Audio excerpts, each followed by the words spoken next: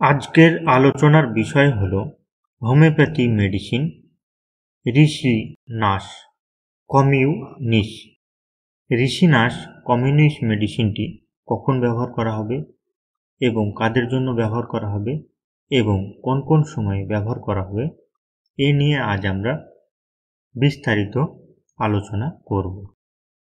Use, symptom এবং benefit নিয়ে আজ আমরা আলোচনা করব। Homeopathy medicine ঋষিনাশ কমিউনিস। ঋষিনাশ কমিউনিস মেডিসিনটি গাছের পাকা বীজ থেকে মেডিসিনটি তৈরি হয়। পাকশয়ে ঋষিনাশ এর ভালো কাজ পাওয়া যায়, অর্থাৎ পাকশয়ের সমস্যাতে আপনারা প্রথম দিকেই ঋষিনাশ মেডিসিনটি ব্যবহার করবেন। বমি প্রচুর হয় এবং তরল বমি হয়। কলেরার মতো হয় বমি, কিন্তু কলেরা হয় না। বমি জলের মতো প্রচুর হয় এবং বারবার হয়।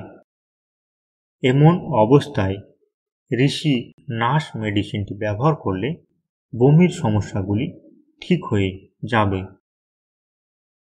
উদারাময় অথবা ডায়রিয়া ধীরে ধীরে রোগে আক্রান্ত হয় এবং ক্রমশ প্রবল আকার ধারণ করে। পেটে যন্ত্রণা থাকে না।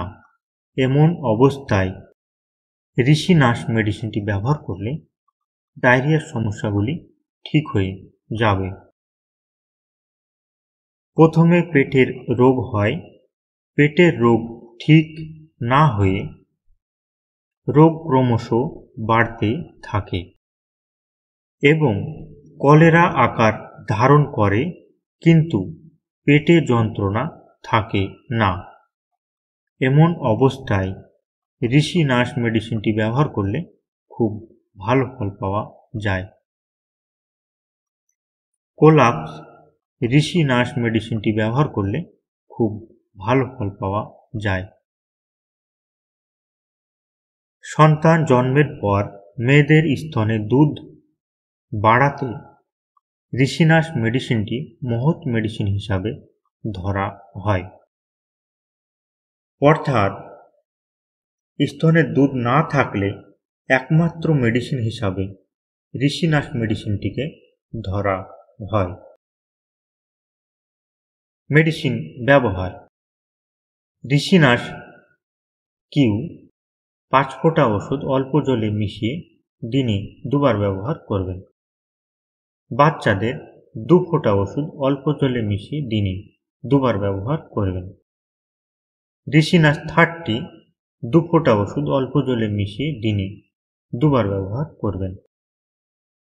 ঋষিনাশ 200 2 ফোঁটা ওষুধ অল্প জলে মিশিয়ে দিনে 1 বার ব্যবহার করবেন। এইভাবে মেডিসিনটি আপনারা 30 দিন ব্যবহার করবেন। মেডিসিন ব্যবহারের সময় কিছু সতর্ক থাকা দরকার, যেমন গর্ভবতী মেয়েদের মেডিসিন ব্যবহারের আগে অবশ্যই ডাক্তারের পরামর্শ নেবেন। বিভিন্ন প্রকার মেডিসিন একই সঙ্গে ব্যবহার করা যাবে না।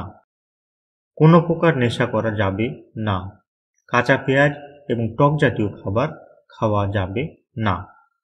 ভিডিওটি যদি আপনাদের ভালো লেগে থাকে তবে একটি লাইক করুন, ফ্যামিলির মধ্যে শেয়ার করুন এবং হেলথ প্ল্যানার চ্যানেলটি সাবস্ক্রাইব করুন।